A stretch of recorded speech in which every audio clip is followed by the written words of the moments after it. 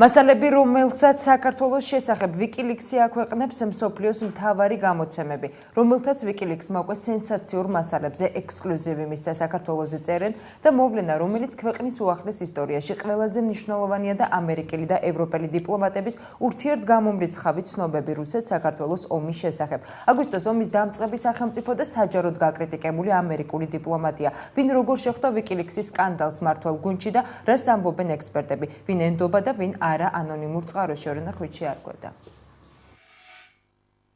WikiLeaks-ის მიერ მოპოვებული მასალების გამოქვეყნებაზე ექსკლუზივი მხოლოდ 4 გამოცემას ერგო.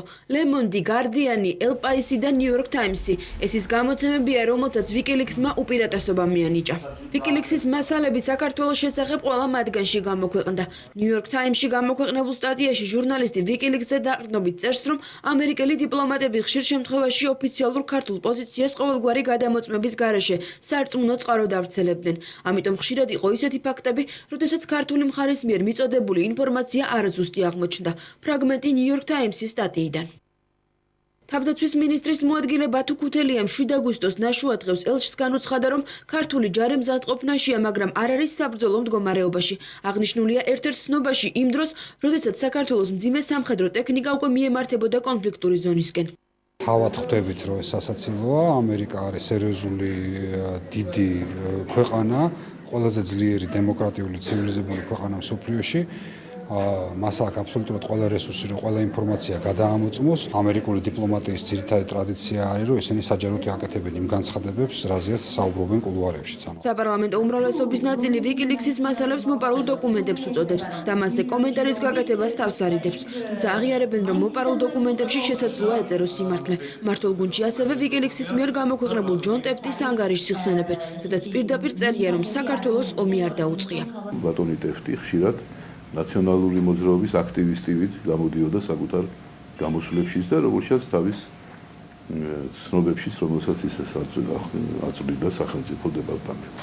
ექსპერტთა ნაწილს უჭირს იმაზე საუბარი, ვინ გაისროლა პირველად, თუმცა ამტკიცებენ, რომ ქართული მხარე პროვოკაციას გამიზნულად წამოეკო. ექსპერტთა მეორე ნაწილი კი დარწმუნებულია, რომ საომარი მოქმედებები რუსეთის წამოწყებულია. ქართული მხარე პროვოცირებული იყო ამ ომში ჩასართავად. ეს ფაქტია. უბრალოდ საწყენია, რომ ასე მარტივად წამოეგო ამ პროვოკაციაზე და თან, როგორც ვიცი, სიხარულითაც. რადგან წარმოუდგენელია ვინმე ჭკვად ყოფილს გონებოდა, რომ რუსეთის 58 არმია კავკასიონის ქედის ჩრდილოეთით მზის აბაზანების მისაღებად იყო წამოწოლილი თვეების განმავლობაში. ამ დღეებში მთელი გუნდი აი ადამიანებისა, რომელთაც შეუძლიათ ასე თუ ისე თუ გნებავთ მეორე ხარისხოვანი გადაწყვეტილებების მიღება ომთან დაკავშირებით და მათ გარეშე ვერ იქნება ომი, არ არის, ისე რომ აი მთავარსარდალმა გასაბრძანება და ამ დროს მისი შემსრულებლები აქ არ არიან. თუ რატო?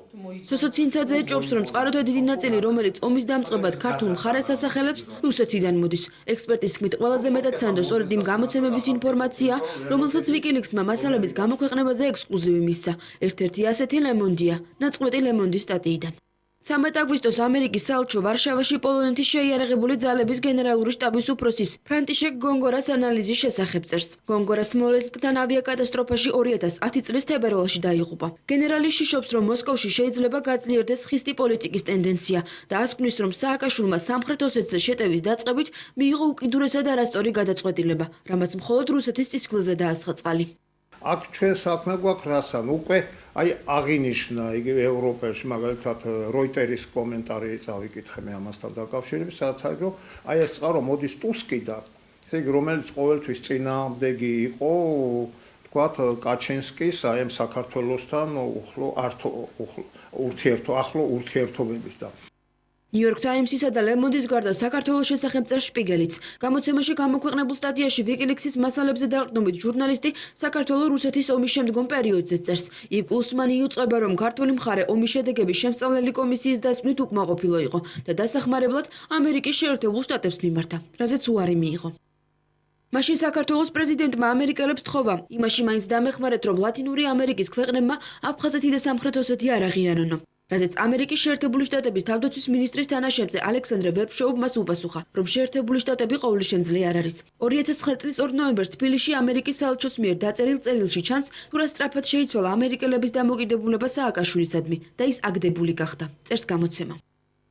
ვიკილიქსში საქართველოს შესახებ გამოქვეყნებულ მასალებზე ყურადღებას ამახვილებს ანალიტიკოსი პატრიკ არმსტრონგიც, რომელმაც ჟურნალ Russia Other Points of View-ში ვიკილიქსის მასალებს სტატია მიუძღვნა. სხვა ავტორების მსგავსად არმსტრონგიც წერს, რომ ამერიკელი დიპლომატები საქართველოს ხელისუფლებას ბრმადენდობოდნენ და სხვა წყაროებს არც კი იხსენიებდნენ. ვიკილიქსმა 250,000 დოკუმენტიდან თითქმის 3,000 საქართველოს შესახებ გამოაქვეყნა. მათ შორის არის ამერიკელი, ევროპელი და ქართველი დიპლომატების პირადი თუ ოფიციალური მიმოწერა.